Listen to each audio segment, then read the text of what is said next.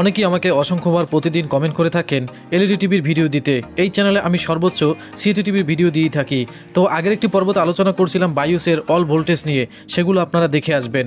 সেই ভোল্টেজ নিয়ে আমি অনেক কিছু আলোচনা করছিলাম, অনেকেই দেখেন নেই, যারা না দেখছেন অনেকেই মিস করবেন। আমার একটি কমন প্রশ্ন আপনাদের কাছে, সেটি হলো সিএটি টিভি যেহেতু সামনে থাকবে না, এলইডি টিভির সামনে আরও বাড়তেছে এবং চাহিদাও বেশি, সেজন্য কিন্তু এলইডি টিভির কাজ আপনাদের শিখতে হবে। এবং এলইডি টিভির কিন্তু সিএটি টিভির চাইতে এলইডি টিভিতে সমস্যা এবং রোগ কিন্তু বেশি হয়ে থাকে।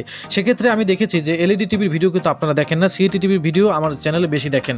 তো এলইডি টিভির ভিডিও যদি আপনারা না দেখেন তাহলে ভিডিও তৈরি করে কী লাভ? আশা করি আপনারা বুঝতে পারছেন। তাই সবগুলোই আপনাদের জরুরি, এগুলো দেখার চেষ্টা করবেন। আজকে আমরা আলোচনা করব রেগুলেটর সেকশন। এইখানে এই যে কয়েলটা দেখতে পাচ্ছেন, এখানে ছোট কয়েল আর একটা বড় কয়েল। এই ছোট কয়েলে আমাদের আসবে 1.15 ভোল্ট, 1.15 ভোল্ট আসতে হবে। যদি না আসে তাহলে স্ট্যান্ড বাই রিলিজ হবে না, এখানে আসবে। এবং এখানে যদি আসে তারপর এখানে আবারও আপনারা দেখতে পারবেন যে একটি বড় কয়েল।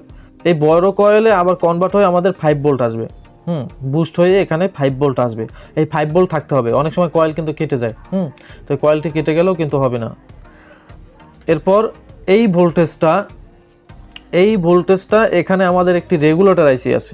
ওকে, এই ভোল্টেজটা এটা রেগুলেটর আইসিতে আসবে, একই ভোল্টেজ।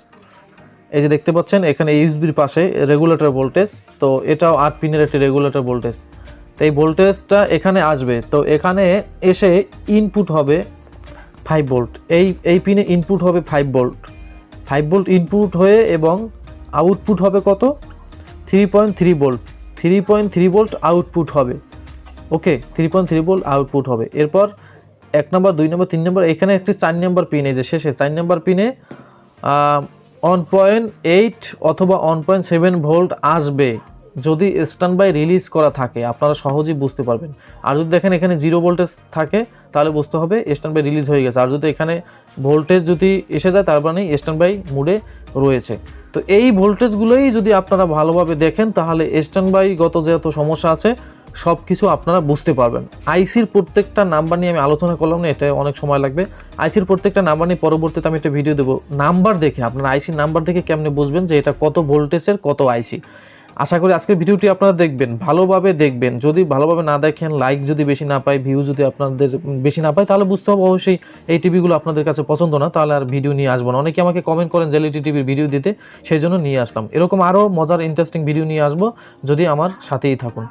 আমার সাথে যদি থাকেন এবং আমাকে বারবার উৎসাহ দিবেন তাহলে অনেক ভিডিও দিব আপনাদের সামনে, কারণ আমি অনেক ব্যস্ততা থেকেও কিন্তু আপনাদের ভিডিও তৈরি করি। আর একটি গ্রুপ আছে, সেখানে আপনারা জয়েন করবেন, সকল সমস্যার সমাধান ওইখানে দেওয়া হবে, ডিসক্রিপশনে লিঙ্ক থাকবে। আজকে এই পর্যন্ত কষ্ট করে দেখার জন্য অসংখ্য ধন্যবাদ। ভালো থাকবেন, আল্লাহ হাফেজ।